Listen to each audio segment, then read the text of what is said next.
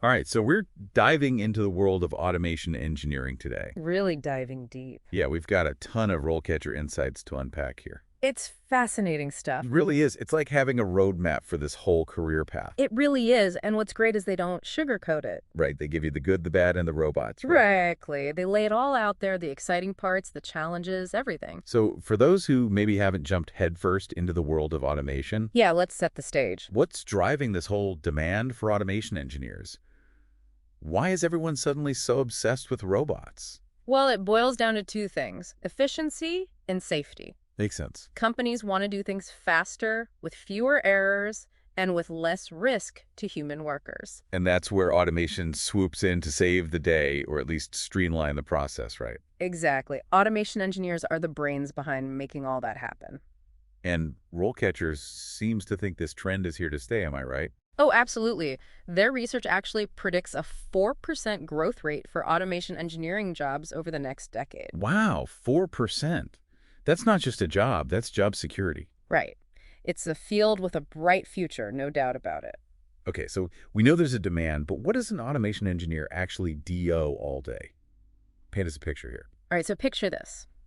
You're brought into a manufacturing plant, Okay, I've been picturing it. and they've got this process that's been done manually for years, maybe even decades. Lots of moving parts, I imagine. Right, and your job is to come in and figure out how to automate that process, design a system, implement it, troubleshoot it. It's problem solving on a whole other level. So you're like a tech detective, but instead of solving crimes, you're solving inefficiencies. I like that. You have to analyze the situation, identify the pain points, and then engineer a solution.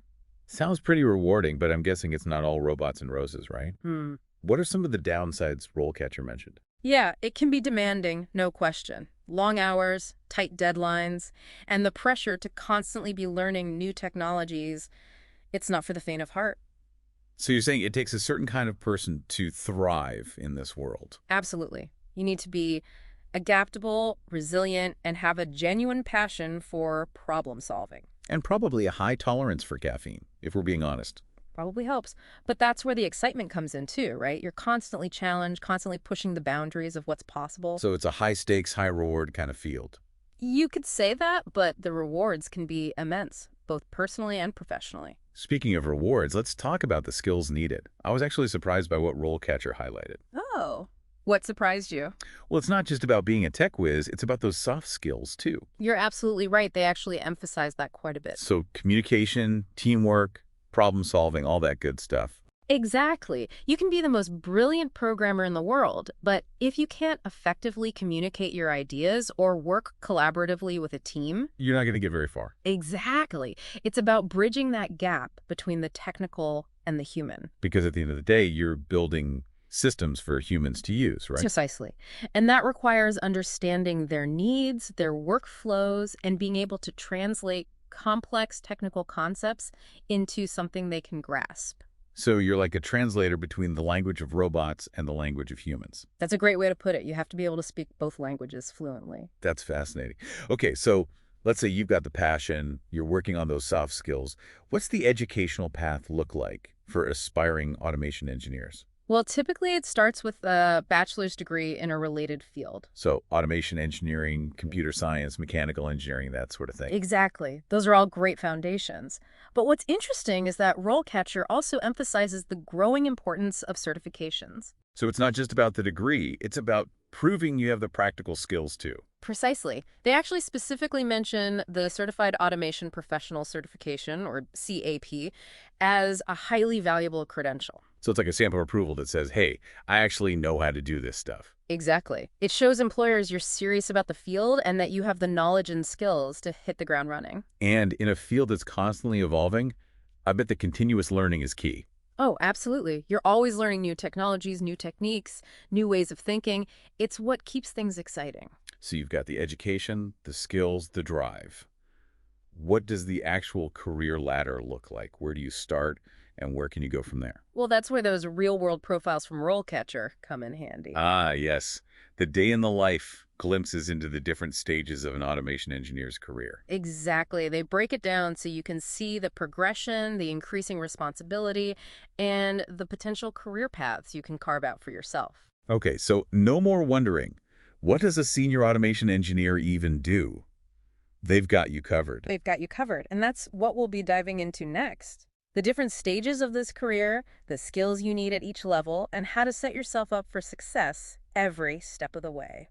And we're back, ready to climb that career ladder, right? I'm really curious about those real-world profiles RoleCatcher provided, the ones showing what an automation engineer actually does at each stage. Me too. They're like little windows into the future. Exactly. Like, give me a sneak peek into my potential future here, RoleCatcher. Well, they had a great example of an entry-level engineer who started out optimizing a sorting process, like in a warehouse. Okay, pretty standard stuff. Right. But what's cool is they showed how that same engineer, within a few years, ended up leading a whole team. Whoa, really? Yeah, they were designing a fully automated system for like a whole new product line. Talk about a glow up. So you're not just stuck in one little niche forever. You can really branch out as you gain experience. Exactly.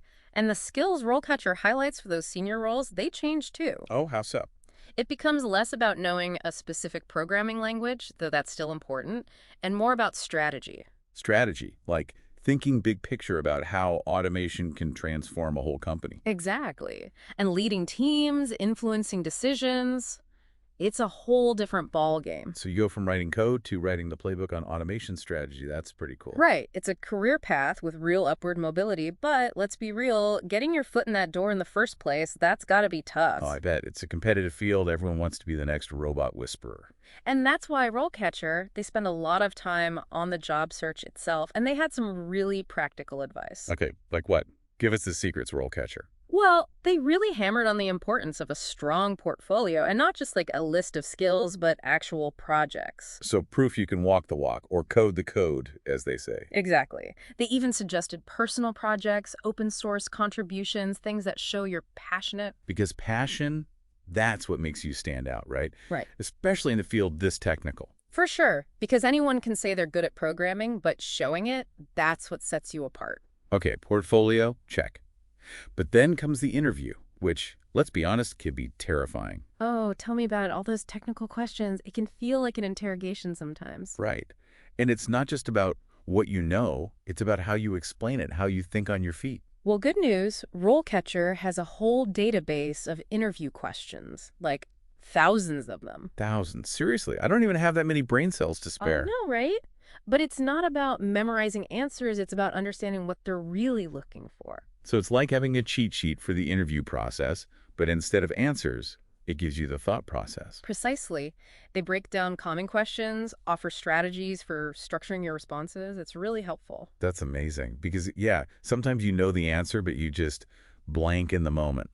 And don't forget, it's not just about the technical stuff. RoleCatcher also emphasized building rapport. Oh, right, the human element. Can't forget about that. Exactly. Show some enthusiasm, highlight those soft skills we talked about, be someone they actually want to work with. Because at the end of the day, no one wants to be stuck in a room full of robots, right? Even if you are the one programming them. Exactly. Companies want someone who can communicate, collaborate, be a team player. So it's about finding that balance, the tech skills and the people skills, to really excel. 100%. Because remember, automation engineering isn't just about the machines. It's about how those machines impact people's lives. Which is a whole other can of worms, right? The ethics of it all. Oh, absolutely. And RoleCatcher doesn't shy away from that either. Good, because that's something we definitely need to talk about, the ethical side of automation. But first, it's a whole other deep dive waiting to happen, the ethics of automation. Oh, yeah, we could spend hours on that. But it's important, right? Because it's not just about what we can automate, but what we should automate. Exactly. And RoleCatcher, to their credit, they get into that. Okay, good. So what kind of ethical dilemmas are we talking about here? Give us the rundown. Well, bias in algorithms is a big one, making sure the systems we build aren't perpetuating existing inequalities. Right, because a robot might be impartial, but the data it's trained on, that might not be. Exactly. And then there's data privacy, making sure people's information is being used responsibly. Which is a whole other minefield these days. For sure. And then there's the big one, the impact on jobs. Right, because if we automate everything, what happens to all the workers? That's the question, isn't it? And there's no easy answer. But RoleCatcher does emphasize the importance of things like retraining. So equipping people with the skills they need for the jobs of the future, the ones robots can't do. Exactly. Because it's not about robots replacing humans. It's about finding ways to work together. like a partnership, each bringing their own strengths to the table. I like that. A human-robot dream team. That's the future I want to live in. But seriously, RoleCatcher gives us a lot to think about here. They really do. It's more than just a career guide. It's like a glimpse into the future of work itself. And a reminder that we all have a role to play in shaping that future. 100%. Whether you're building the robots or interacting with them, it's about being informed, being aware, and asking those tough questions. So to our listeners out there, whether you're automation experts or just curious about this brave new world, Keep learning, keep exploring, and keep asking those big, important questions. because the future of automation, it's not just about the technology, it's about us. It is. It's about how we choose to use this technology to create a better world for everyone. And on that note, we'll leave you to ponder the possibilities. Thanks for joining us on this deep dive into the world of automation engineering. Until next time.